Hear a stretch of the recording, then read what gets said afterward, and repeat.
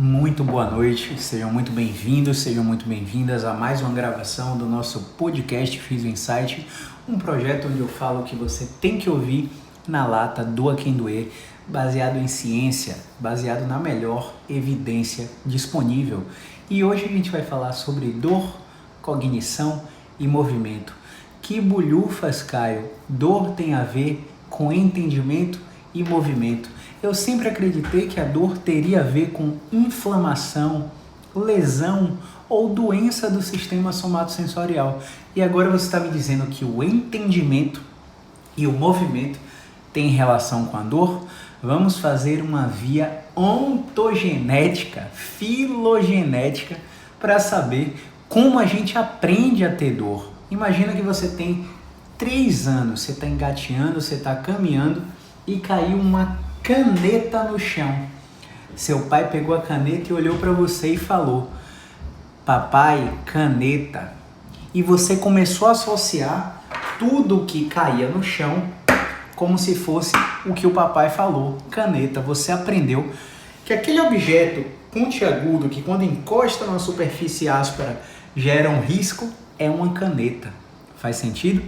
E aí você foi aprendendo aquilo. Quantos bebês caem na frente dos seus pais e nem sentem nada? Eles olham para os pais para ver a reação dos pais e os pais levam a mão na cabeça. Meu Deus, caiu, fraturou alguma coisa. Aquele estímulo é condicionado. Caio, que diabo é estímulo condicionado? Eu vou falar para você sobre um experimento que a gente chama de pavloviano. Caio, me fala mais sobre isso. Pavlov foi um psicólogo, não lembro se russo, mas ele fez um experimento com um cachorro, um sino e uma comida. Ele colocou um cachorro numa área, numa gaiola, vamos dizer assim, numa cerca, e toda vez que ele ia oferecer a comida, antes ele tocava o sino. O cérebro daquele cachorro, então, condicionou, teve respostas comportamentais condicionadas a estímulos prévios. E essas respostas comportamentais foi a salivação. Ou seja, toda vez que aquele sino tocava, o cachorro já sabia que depois da zoada vinha comida e ele já começava a salivar sem visualizar a comida. O cachorro aprendeu que aquele estímulo, logo após aquele estímulo, ele seria alimentado. Depois de um certo tempo, não lembro se 3 ou 6 meses, Pavlov começou a tirar o estímulo do alimento e colocar só o estímulo do sino. O cachorro, então, continuou tendo essa resposta condicionada de salivação, só que não tinha mais comida. Só que o cérebro aprendeu que toda vez que tinha aquela zoadinha, vinha uma comida depois. Então, o comportamento de salivação se perpetuou. Faz sentido? Agora vamos lá. Depois de um tempo, não lembro agora se 3 ou 6 meses também, o estímulo do sino começou a ser insuficiente para desencadear a resposta condicionada de salivação. Caio, como assim? O cachorro começou a perceber que vinha o sino, mas não vinha comida. Ele entrou então num fenômeno neurofisiológico que a gente chama de desamparo aprendido. No desamparo aprendido, ele aprendeu que aquela resposta não seria mais repetida, então ele parou de salivar. Vamos voltar para o nosso paciente com dor. O nosso paciente tem respostas condicionadas. Mais uma vez eu vou usar o velho exemplo. Qual seria o exemplo?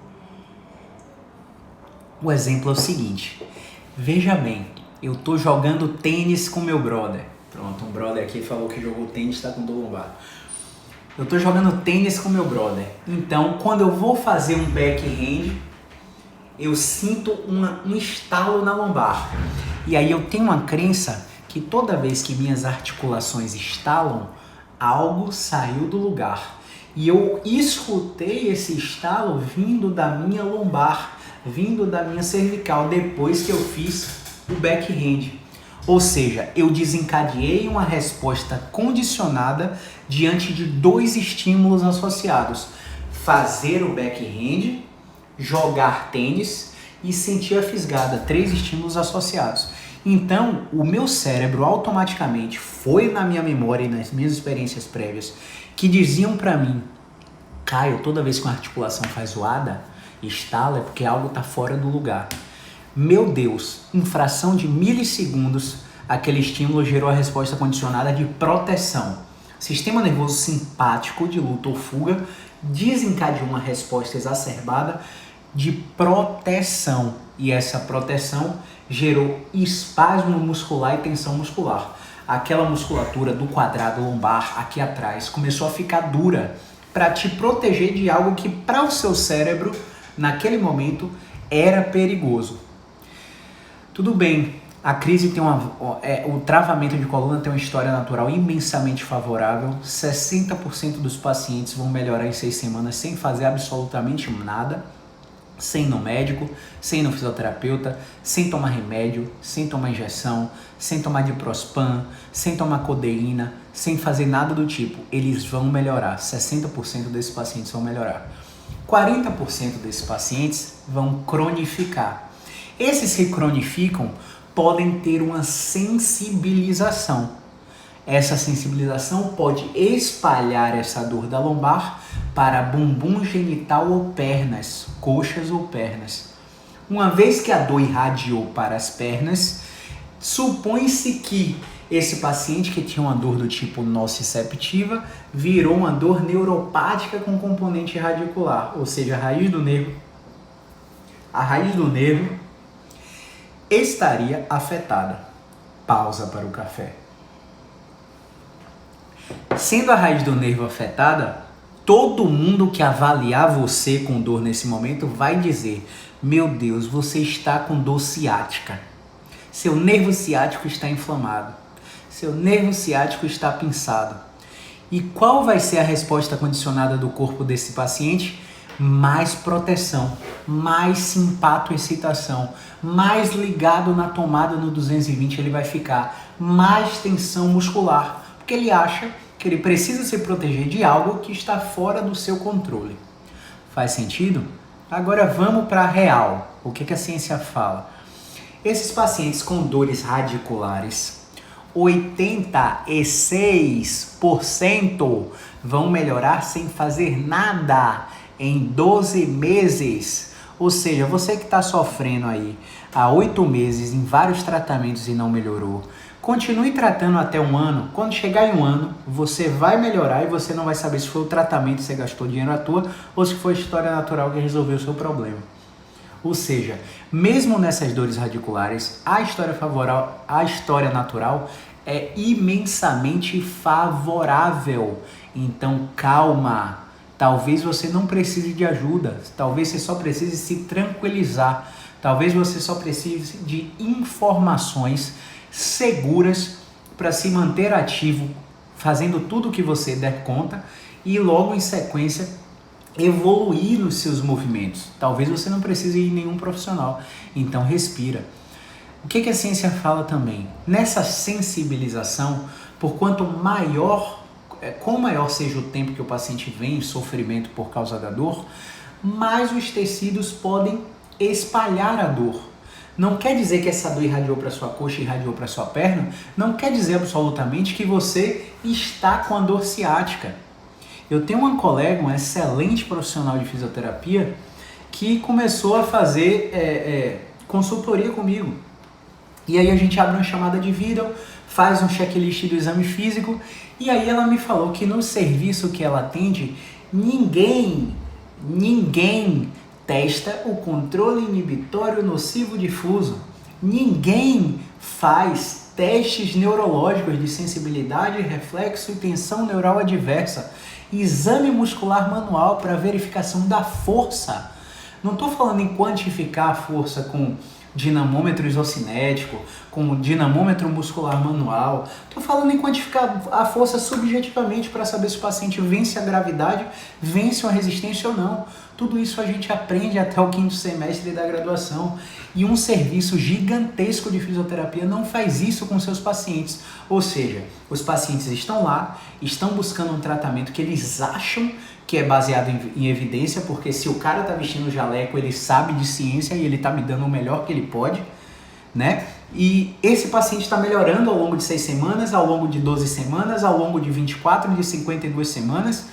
E ele não sabe se é o tratamento que está fazendo efeito ou se é a história natural, e ele perdeu o tempo da vida dele indo ali para aquele tratamento, gastando dinheiro, gastando gasolina, gastando transporte e por aí vai. Então a gente tem que ter cautela.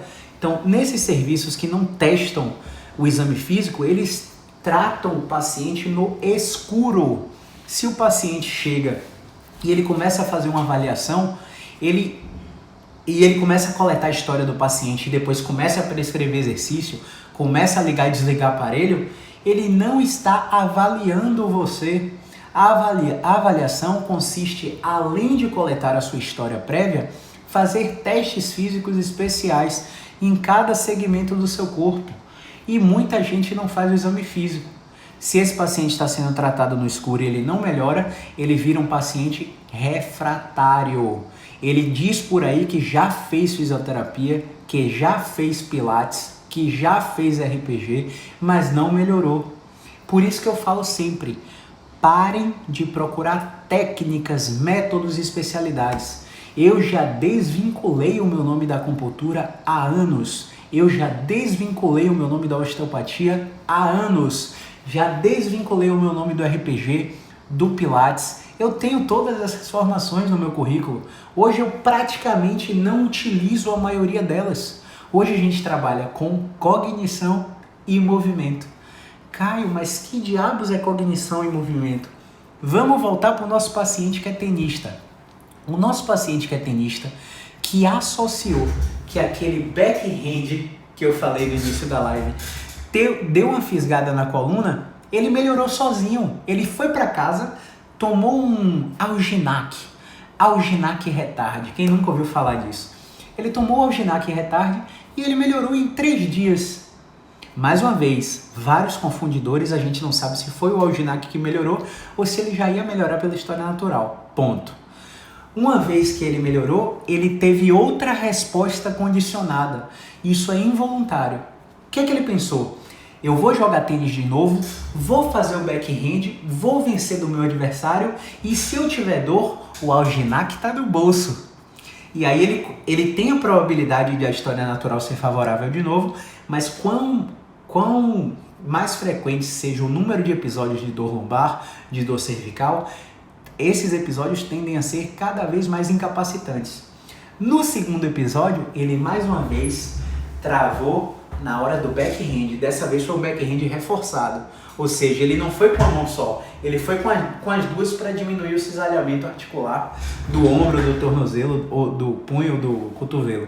E ele deu backhand, sentiu o estalo na lombar de novo e fez, travou, saiu do tênis. Tomou o Alginac que estava no bolso, foi para casa, tomou o Alginac e não conseguiu dormir. Quando ele acordou, ele ainda estava com dor e não conseguiu trabalhar. Onde ele foi parar? Na emergência. Na emergência, o que fizeram com ele? Paciente de 36 anos, altíssima probabilidade de achados anormais do exame de imagem.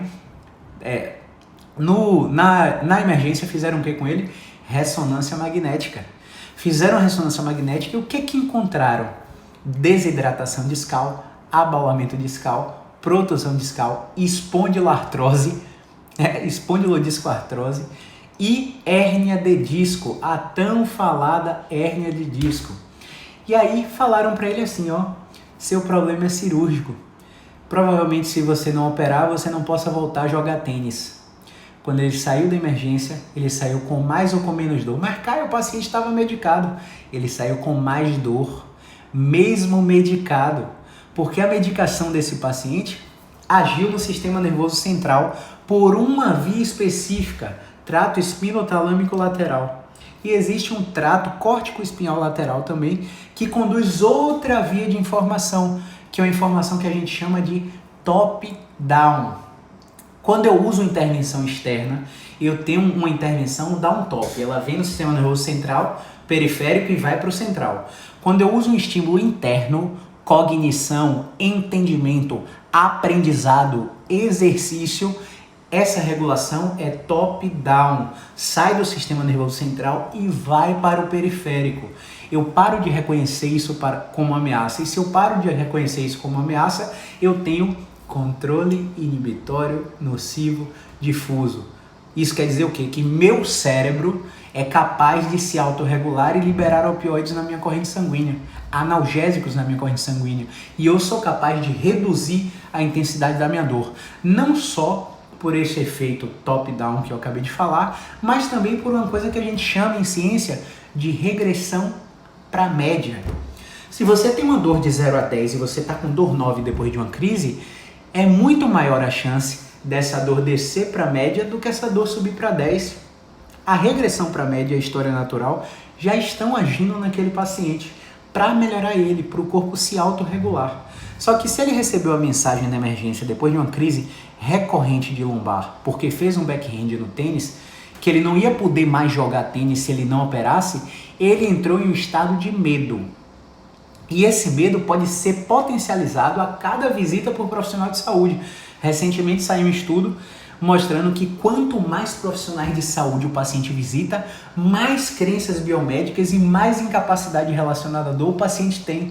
Ou seja, o paciente está achando que mais é melhor, eu vou no médico, eu vou no fisioterapeuta, eu vou no psicólogo, eu vou pagar um personal trainer, eu vou no meu dentista, dor orofacial, e quanto mais profissional ele visita, mais ele tende a ter diagnósticos, incapacidades e crenças biomédicas equivocadas no que diz respeito à ciência. Ó que louco!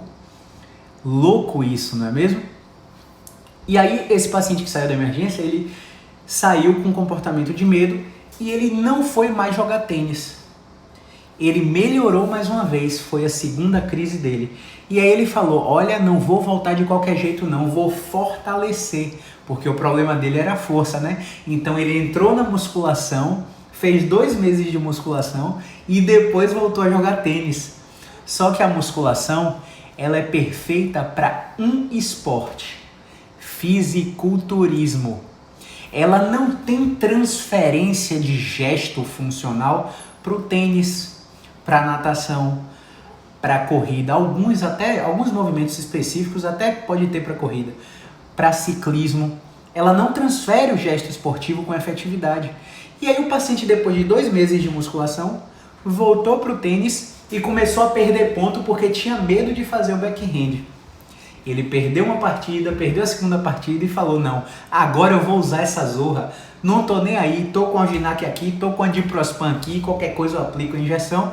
E ele foi lá jogar tênis mais uma vez, depois de perder 2 partidas, evitando o movimento de backhand, ele ganhou a 3ª partida com 1 ponto de backhand e falou, pronto, meu backhand tá bom. E aí ele começou a resgatar a confiança e repetir. E aí ele fez o backhand novamente e travou pela 3ª vez. Isso no intervalo de 2 anos, tá? Quando ele travou pela 3ª vez, dessa vez, na fisgada que a coluna lombar dele sentiu, ele já sentiu o reflexo de um choque no tornozelo. E essa dor começou a ficar irradiando para a coxa, foi anoitecendo, começou a irradiar para a perna, ele começou a sentir o pé dormente. E aí ele falou, caramba, dessa vez deve ser grave. Eu vou para emergência de novo. E ele foi para emergência. Olha que louco, olha o que acontece com o paciente e olha como o paciente fica confuso no meio dessa história. Ele foi para emergência de novo, o médico plantonista medicou ele e prescreveu avaliação para um especialista. Seria um especialista em coluna. Ele tem muito contato nessa área da saúde e ele conseguiu um especialista em coluna para o dia seguinte. Isso é muito raro, tá? Ele conseguiu um especialista em coluna para o dia seguinte. Esse especialista em coluna é dono de uma rede gigantesca de exames de imagem aqui. Ele conseguiu o exame de imagem para o mesmo dia e o laudo para o dia seguinte. O que é raríssimo, mas ele conseguiu. Veio a 2ª ressonância magnética. Na 2ª ressonância magnética, o tamanho da hérnia estava menor do que a primeira ressonância de 2 anos atrás. O volume da hérnia estava menor. No entanto, a dor do paciente estava muito maior do que os 2 primeiros episódios. E dessa vez não era só a dor. Era a dor irradiando para a coxa e irradiando para a perna. Depois de um maldito backhand no tênis. E aí quando ele voltou no especialista com o exame de imagem, ele falou que repetiu a prescrição do ortopedista anterior. Seu caso é cirúrgico, Se você não operar, provavelmente você não possa voltar mais a jogar tênis. E aí houve uma explicação totalmente plausível para ele. Falaram assim, se você fosse um advogado pacato, não fizesse atividade física, ficasse ali sentadinho no seu escritório, você ia poder conviver bem, mas você quer voltar a jogar tênis. A gente precisa fazer essa cirurgia. Esse paciente fez todo o requerimento da guia dos planos de saúde para fazer a cirurgia e chegou pro dia da consulta pré-operatória fazer exame cardiológico, um bocado de exame para ver se está tudo ok, para ir operar no dia seguinte. Chegou a internar. Nesse intervalo, eu atendi o primo desse paciente, com a crise de dor cervical, com diagnóstico de hérnia de disco e artrose. O primo dele tinha 36 anos e eu avaliei ele e coloquei ele de cabeça para baixo. Como assim, Caio? Literalmente, eu deitei ele numa maca, tirei a cabeça para fora da maca e deixei a cabeça dele pendurada. E o sintoma dele, que estava irradiado no braço, começou a se aproximar da coluna cervical progressivamente. Esse paciente que eu atendi melhorou com 2 atendimentos. O tratamento dele não acabou em 2 atendimentos, mas ele melhorou 80% com 2 atendimentos. Quer dizer que é o seu caso? Claro que não quer dizer. Cada caso é um caso. Pode ser que eu te avalie e te fale aqui, você precisa de 24 sessões em 1 ano, seu tratamento é complexo. Pode ser que eu te avalie aqui e te fale, você precisa de 12 sessões em 6 meses. Pode ser que eu te avalie e fale, você precisa de 4. Definitivamente, eu não estou contando esse relato de caso aqui para me autopromover e para que você venha com a expectativa que você vai melhorar com 2 sessões também. Não, definitivamente não. Cada caso é um caso. Mas esse paciente melhorou com 2 sessões. É sempre importante ressaltar isso. Quando esse paciente melhorou com 2 sessões, ele falou: negão, fui num fisioterapeuta aqui, Caio, que tirou minha dor em 2 atendimentos. 2 atendimentos. Não opere não. Esse cara chegou pra mim com o mesmo padrão de dor e desistiu da cirurgia. Quer dizer que ele não vai fazer a cirurgia? Pode ser que daqui a 3, 4 anos ele tenha que de fato de operar. Mas aí qual foi a minha primeira abordagem? Escutar esse paciente. Simplesmente falar, me conte sua história. Fale, o que você quer saber? Tudo que você achar importante. E esse paciente começou a me falar, olha, há 2 anos atrás eu estava jogando tênis, aí tem um movimento, você conhece o backhand? Pronto, fiz o backhand, senti estalar minha coluna, doeu só o meio da coluna, tomei um remedinho, melhorou.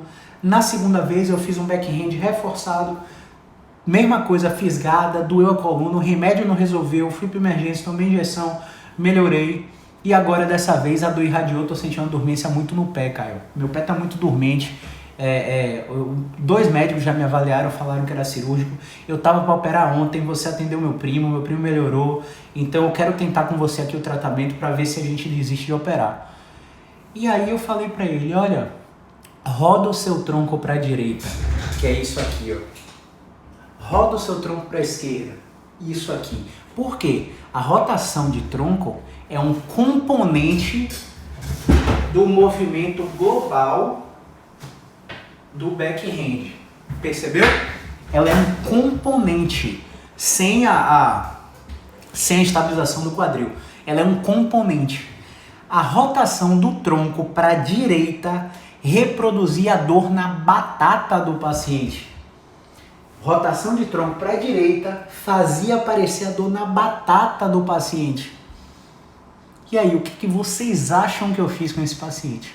Sugere aí nos comentários, quem está assistindo a live. O que vocês acham que eu... Detalhe, esse paciente melhorou com 1 atendimento e esse paciente está jogando tênis hoje. Está jogando tênis. O que vocês acham que eu fiz? Sugere aí nos comentários, enquanto eu estou vendo se chegou pergunta aqui.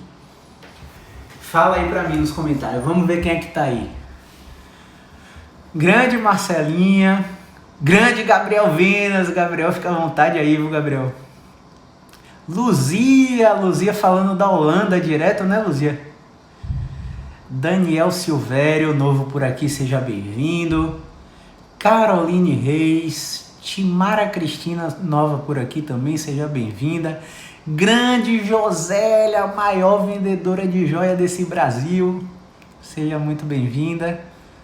Sensei Carlan, Cristina Santos e Brito Fel. E aí? Caprichou na mobilidade? Faz sentido, né? Faz sentido um trabalho de mobilidade, em rotação de tronco. Mas o meu pensamento não foi mobilidade, não. Olha só, toda vez... Por isso que a gente precisa investigar os movimentos dos pacientes. Cara, não importa se você tem uma dor no dedão da mão, no dedão do pé. A gente precisa testar todos os movimentos do corpo do paciente. O paciente tem uma dor lombar irradiada para a perna, testa a lombar inteira, testa a lombar alta, testa a torácica, testa a cervical. Às vezes até a cervical reproduz lá embaixo, tá? Porque pode ser que você encontre a dor concordante do paciente. Pode ser que o paciente faça isso aqui, ó. Desloque o bumbum para o lado e faça aparecer a dor no pé. Pode ser que o paciente faça isso aqui, ó. Desloque a coluna para trás e apareça a dor no bumbum. Pode ser que o paciente faça isso aqui, ó, e faça aparecer uma dor de cabeça, porque rodou o tronco para a esquerda. Existe um conceito que eu não vou extrapolar para todas as áreas, né, para todos os tecidos musculoesqueléticos. Existe um conceito chamado abordagem Watson. A abordagem Watson é um método patenteado, criado por Jim Watson, para tratamento de dores de cabeça. Cefaleias cervicogênicas, cefaleias occipitais, enxaquecas, enfim, migrânias, por aí vai. A abordagem Watson trabalha com um fenômeno chamado reprodução e remissão do sintoma. Sabe quando você tá com dor no trapézio, que o maridão vai lá, faz uma massagem no trapézio, aí você fala, aí amor, aí é minha dor, né? Ó que coisa gostosa, né? Massageia aí, porque é aí que tá doendo, não quer dizer que o tecido tá afetado. É ali que dói, mas não quer dizer que é ali que tá a lesão, que é ali que tá o problema. E aí você começa a sentir sua dor aumentar, mas depois de um tempo com o maridão lá massageando o seu trapézio, você começa a sentir relaxar, né? Porque o seu controle inibitório nocivo difuso, que é o que eu falei no início da live, está íntegro. Ele é capaz de, após estímulos repetidos, sejam eles manuais ou por movimento, habituar o seu sistema nervoso central. E a habituação é um fenômeno neurofisiológico que faz com que o paciente sinta a acomodação, sinta a redução da dor. Então você começa a sentir esse alívio, por mais que o estímulo no início seja ruim. É o que a gente chama também de paradoxo do movimento. O que quer dizer paradoxo do movimento? Eu coloco o paciente deitado aqui na maca para abraçar o joelho de forma repetida e ele fala, ai Caio, tá doendo. Na 7ª, na 8ª, na 2ª série, na 15ª repetição, tá mais fácil, Caio. Tô conseguindo fazer mais. O paradoxo do movimento diz que um movimento em seu início de execução tende a ser ruim. A articulação não está acostumada, os tecidos contráteis não estão acostumados, mas à medida que você repete o estímulo, existe a habituação. O que eu fiz com esse paciente? Uma vez que eu encontrei um movimento que reproduz a dor concordante dele, meu objetivo era desobstruir o movimento. Então eu poderia tentar repetir a rotação direita o tempo todo, e eu tentei. E quando eu tentei a rotação direita o tempo todo, a dor da batata da perna começou a aumentar. Caio, como é que pode uma dor, um movimento na torácica fazer aparecer uma dor na batata da perna e repetir o movimento da torácica fazer a dor da batata aumentar? Isso aí eu não sei te responder, eu sei que o corpo humano tem dessas pegadinhas. E aí o que eu fiz? Tirei a gravidade. Eu deitei o paciente de barriga para cima, de lado, né? E aí deitei o paciente de lado assim e pedi para ele fazer isso aqui, ó. Rodar a torácica para a direita sem a carga da gravidade. Adivinha o que aconteceu com a dor na batata dele? Quem chuta aí? Coloca aí nos comentários o que aconteceu. Olha lá. Gostou do nome, né, Gabriel? Gabriel foi por causa de nossa conversa que eu botei esse nome na live. Dor, cognição e movimento, é isso aí. Educação em movimento, isso aí. Amando a live, show de bola, valeu. Team Físio, obrigado. A famosa massagem com sebo de carneiro, canela de velho. Quem provocou a habituação foi a pomadinha ou a massagem? Exatamente, Ave Maria. O que vocês acham que aconteceu? A dor da batata do paciente começou a abolir, começou a sumir, começou a subir para o joelho, começou a subir para a coxa, parou no quadril e não melhorou mais. Depois que a dor centralizou no quadril, Caio, por que você deitou o paciente? Existe uma linha de raciocínio, eu falei do conceito Watson, né, de reprodução e remissão. Existe uma outra linha de raciocínio chamada MDT, Mechanical Diagnosis and Therapy. Um dos princípios do MDT, do método Mackenzie, é respeitar a resposta mecânica e sintomática do paciente. A resposta mecânica e sintomática vai te dar uma resposta baseada num semáforo, onde esse semáforo vai ser luz vermelha, mude a direção, luz amarela, aumente a força ou alterne o movimento, ou luz verde, mais do mesmo. Então, nesse momento da terapêutica, eu larguei mão da abordagem Watson de reprodução e remissão e comecei a introduzir o conceito do MDT. Então, a alternativa de movimento que eu encontrei foi tirar a gravidade do plano da torácica. Quando eu tirei a gravidade do plano da torácica, o paciente continuou tendo uma resposta favorável. Eu tirei a gravidade, pedi para ele rodar a torácica para a direita repetido e a dor começou a abolir. A dor começou a centralizar e parou no glúteo. Quando parou no glúteo, eu falei, será que no glúteo ela tolera a gravidade? Vamos voltar para sentado. Quando eu voltei para sentado e comecei a repetir rotação direita da torácica, aí a dor no glúteo aboliu. Esse paciente fez um atendimento. E aboliu a dor. Porque a gente usou raciocínio clínico do modelo biopsicossocial, não do modelo biomédico. Eu não tinha suspeita nenhuma durante toda a avaliação dele que ele tinha uma lesão aberta, uma ferida. Imagina que meu dedo está ferido aqui, está aberto, acabou de passar uma faca aqui. E aí eu faço isso. O que você acha que vai acontecer? As bordas da ferida vão se afastar e provavelmente eu vou sentir mais dor. Verdade ou não? É um raciocínio linear. É um raciocínio que diz, tamanho da lesão quer dizer intensidade da dor. E a gente sabe que a neurociência não confirma isso. Ou seja, nessa terceira crise desse paciente jogando tênis, a ressonância que ele repetiu, a hérnia dele estava menor, gente. A hérnia estava menor do que a de 2 anos atrás. Mas as 2 crises de 2 anos atrás não foram suficientemente dolorosas nem incapacitantes do que essa terceira crise, em que a hérnia, em comparação com os exames, estava menor. Ou seja, tamanho da lesão não tem proporcionalidade, não é uma relação diretamente proporcional em intensidade de dor e tamanho da lesão. Quer dizer o quê? Que existem milhares de pessoas que têm hérnia de disco no exame de imagem, mas não sentem dor nenhuma, nunca sentiram dor em sua vida.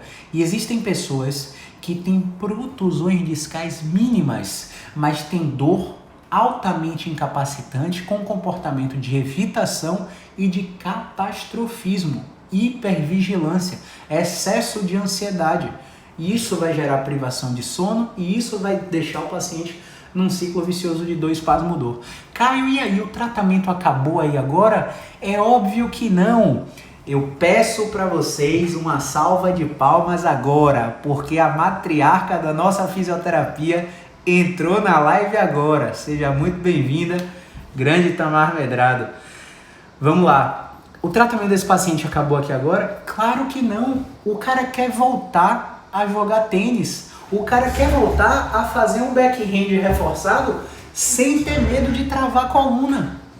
Então, uma vez que eu expus ele a esse movimento de rotação direita, eu preciso agora combinar, eu preciso agora colocar resistência elástica no pulso no punho desse paciente, para que ele tenha alguma resistência concêntrica e alguma resistência excêntrica dentro do gesto esportivo que ele quer fazer. E aí eu preciso colocar ele sem o cisalhamento do rebatimento da bola, porque toda vez que a bola bate aqui na raquete, existe um cisalhamento em todo o membro superior e, consequentemente, um cisalhamento articular lá na coluna torácica. E esse cisalhamento que ele sente fisgar é uma resposta condicionada. Você acha que esse paciente, quando sentir a zoadinha do fisgado, da fisgada que ele teve nas 3 crises de coluna, ele não vai adotar um comportamento protetor de forma automática? De forma automática, querido ou querida.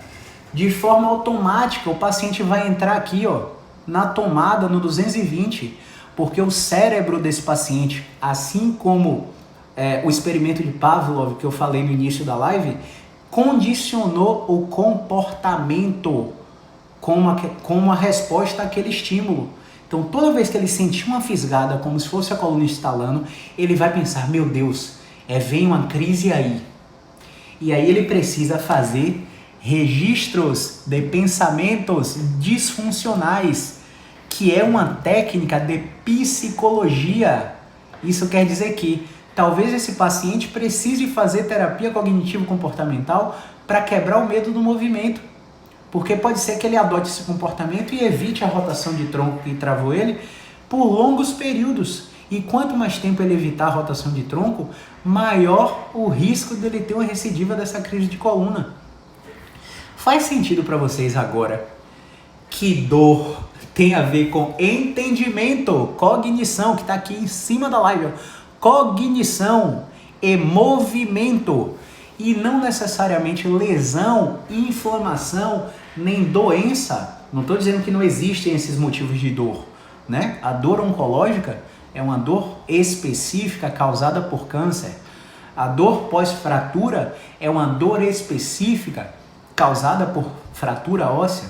A dor pós-cirúrgica é uma dor específica, houve trauma nos tecidos, processo inflamatório, neuromodulação reduzida. Eu estou falando das dores inespecíficas, sem causas aparentes. É o que sabe quem estava falando isso hoje? Que eu falei, excelente analogia. Vocês vão fazer assim, ó. Vocês vão aí, quando você terminar, vocês vão procurar o Instagram desse rapaz aqui, ó. Gabriel Pacheco, físio, um fisioterapeuta lá de Sergipe. Excelente profissional. Você vai lá nos stories e vai ver o que é que ele está falando. Eu vou antecipar aqui para vocês, mas vão lá no perfil dele ver o que é que ele está falando nos stories. Informação de extremo valor para quem tem dor. Não foi o tênis, não foi o backhand, não foi a academia, não foi o seu agachamento, não foi o seu pé torto, não foi o seu joelho, não foi o seu quadril. O seu corpo não estava preparado para tal atividade. Não é o crossfit, não é a musculação. Seu corpo não estava pronto para tal atividade. Para isso, os atletas de alto rendimento fazem avaliações pré-temporada, fazem avaliações pré-participação, para saber se a demanda está compatível com a capacidade atual daquele paciente, daquele atleta. Se o conceito de capacidade versus demanda estão equilibrados. Porque se a demanda do cara, que é um tenista profissional, que é 6 treinos por semana, uma competição por mês, fora da quadra, treino de musculação, treino de funcional, se a demanda dele está muito alta, mas a capacidade do corpo está reduzida, o cara vai estourar. Ele não estava preparado para aquela atividade. Então, se você está pensando em comprar seu verdezinho, seu tênisinho verde cana na Centauro, colocar uma regatinha e sair para a barra correndo, não é para te desencorajar de fazer isso. Vai te fazer muito bem começar uma atividade física. Mas é necessário que você tenha um conceito que o fisioterapeuta é como o médico. Todo ano você vai uma vez no médico. Você vai fazer um check-up. A cada 2 anos, eu até julgo a validade e a necessidade desse check-up anual com o médico. E aí não vou entrar muito em polêmicas aqui agora não, mas quem quiser saber mais sobre isso, vai no YouTube do Luiz Cláudio Correia e assiste os vídeos lá sobre check-up e meses coloridos, né? Outubro rosa, novembro vermelho, setembro amarelo e por aí vai. Eu concordo com tudo que ele fala ali. Eu acho que a gente está caçando uma sociedade saudável, uma população saudável e os transformando em doentes, sem pensar em doentes, sem pensar no conceito de probabilidade. Por exemplo, você tem essa dor lombar chegou lá na emergência 3 vezes, por 2 vezes foram feitas ressonância magnética. O cara tinha tensão neural, o cara tinha febre junto com a dor, o cara tinha déficit de força, tinha déficit de sensibilidade, o cara estava perdendo peso sem motivo, o cara estava com algum sinal de fratura, trauma, o cara não estava com nenhum dos sinais que precisam ser investigados através do exame de imagem. Mas mesmo assim foi feito o exame de imagem. O que aconteceu? Ele achou hernia de disco. Ele entrou num comportamento, num ciclo vicioso de medo e evitação. E esse comportamento de medo e evitação fez o quê? Fez com que ele perpetuasse o ciclo de dor por 2 anos. Talvez se ele tivesse tido essa primeira abordagem baseada em ciência, com um fisioterapeuta ou com um médico, tem médico que trabalha baseado em ciência também, ele não teria passado por tudo isso ao longo desses 2 anos, não teria catastrofizado tanto, gerar tanto impacto funcional e na qualidade de vida dele. Então, eu venho aqui para falar para vocês que o sistema é falho. Ah, como assim, Caio, o sistema é falho? Quer dizer que só você tá certo? É lógico que não. Muitas vezes eu tô errado mesmo. Mas Global Burden of Disease, dor lombar e cervical são os maiores, as doenças que mais geram anos vividos com incapacidade. E há 2 décadas atrás, nós éramos 7º no ranking, com mais de 188 doenças. Hoje a gente está em primeiro, junto com doenças de saúde mental. Isso quer dizer o quê? Que nas 2 últimas décadas, o avanço tecnológico se reproduziu positivamente para um diabético. Um diabético vive melhor. Um aidético vive melhor. Um paciente com distúrbios respiratórios, ele vive melhor. Ele foi altamente beneficiado pela tecnologia. Mas nas últimas 2 décadas, o paciente com dor musculoesquelética, ele foi, quiçá, atrapalhado pela tecnologia. Faz sentido? Então, a gente precisa ter cuidado com o que a gente fala para os nossos pacientes. A gente precisa examinar os nossos pacientes, porque os nossos pacientes sempre têm uma chance de serem avaliados mecanicamente, através de movimento, através de educação, através de terapia cognitiva e evitar todo esse desgaste que eu relatei para vocês aqui desse caso. Agora eu quero que você multiplique esse caso aí por, sei lá, por 1000, velho. Por 1000. A gente tem aqui na cartela, em 7 anos, mais de 5.000 pacientes atendidos. A gente está nesse momento com 3 listas de transmissão no WhatsApp, com todos os pacientes ativos. Cada lista tem 256 pessoas. E eu te digo por A mais B, 90% dessas pessoas que eu atendi passaram por esse ciclo vicioso. Eu te digo por A mais B, 1% dessas pessoas que eu atendi foram encaminhadas para avaliação cirúrgica. Ah, quer dizer que você é um fodão, que você é o melhor de todos, que você tira paciente de cirurgia? Não! Isso quer dizer que, por mais grave que pareça ser, por mais intensa que pareça ser sua dor, você tem uma chance e uma oportunidade de melhorar com cognição, terapia cognitivo comportamental e melhorar com movimento. Ponto final. Quer dizer que a probabilidade de você ter uma patologia grave é menor que 1%. Ou seja, você teve uma crise de coluna, foi para emergência, fez uma ressonância magnética, o médico está lá pensando, será que tem alguma doença? Só que ele não está fazendo um raciocínio bayesiano. Ele não está vendo probabilidade. Ele não está olhando para aquela pessoa e usando paradigma populacional para falar para ele o quê? Qual a probabilidade dessa dor lombar desse paciente ser um câncer? 1 para cada 250 mil.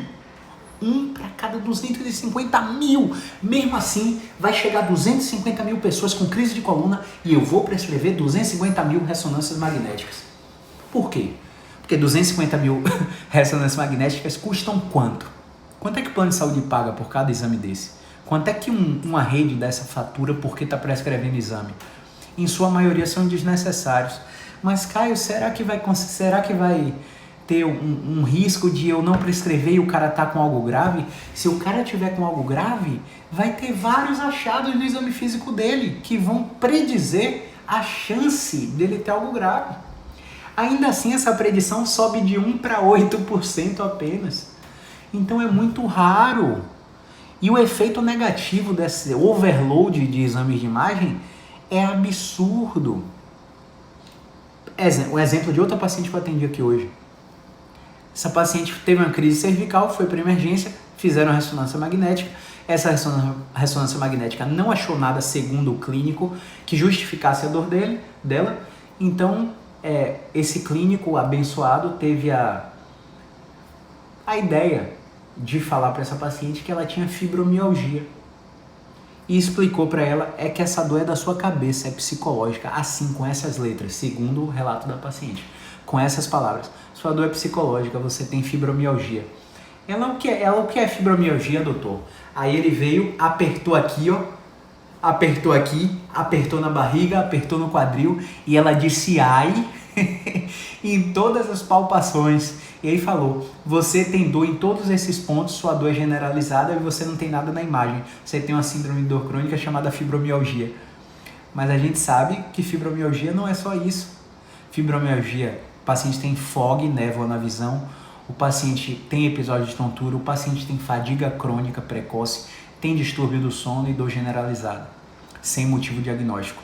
O paciente faz uma triagem reumatológica e acha tudo negativo. E aí dá um rótulo de fibromialgia. Essa paciente chegou aqui morrendo de medo, sensibilizada, e quando eu encontrei um movimento na torácica dela, que diminuiu 80% da dor cervical dela, ela começou a chorar me agradecendo. Ela começou a chorar porque ela não acreditava que sem tocar nela eu pudesse prescrever um movimento que diminuísse 80% da dor dela imediatamente. E aí eu perguntei, claro, para valorizar o nosso trabalho, a gente sempre faz essa pergunta. Quando na sua vida você tomou um comprimido, um remédio ou uma injeção que fez sua dor diminuir 80% assim, imediatamente? Ela nunca, doutor. Sempre tomo, demora 30 minutos, 1 hora para aliviar e aliviar um pouquinho. Esse aqui melhorou muito. Pacientes com fibromialgia não respondem dessa maneira. Eu tenho clássica convicção de que seu diagnóstico não é fibromialgia. Você tem uma obstrução mecânica na sua coluna torácica que está exacerbando a dor no seu pescoço. Só que você passou por diversos profissionais que te deram informações muito negativas e você teve uma resposta condicionada diante desse estímulo. O que você acha que vai acontecer com essa paciente?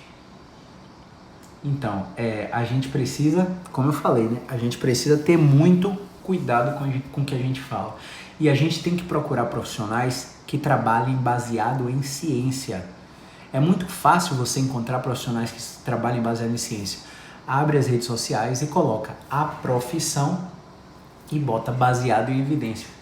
E aí você vai achar lá, fisioterapia baseada em evidências. Você vai achar vários profissionais. Psicologia baseada em evidências. Vários profissionais. Acompanha aquele profissional por uma semana, por um mês, vê se o que ele está falando faz sentido, vê quais são as referências do que ele está falando.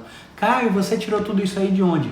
Vem aqui nos meus destaques, vai na aba artigos, tudo que eu falo aqui nas lives estão baseados nesses trabalhos que eu sempre posto nos destaques aqui na aba artigos, beleza?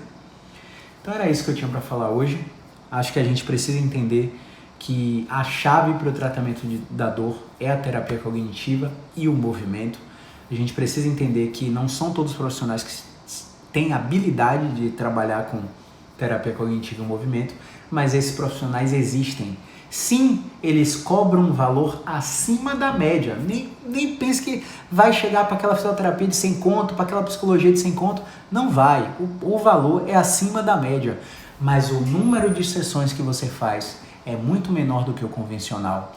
A autonomia que você tem no seu tratamento para não depender do profissional é ensinada desde o primeiro contato, porque o princípio básico da ciência é gerar autonomia no paciente. O paciente precisa saber o que é melhor para ele, para que ele tenha autonomia de tomar decisão sobre o que ele quer receber.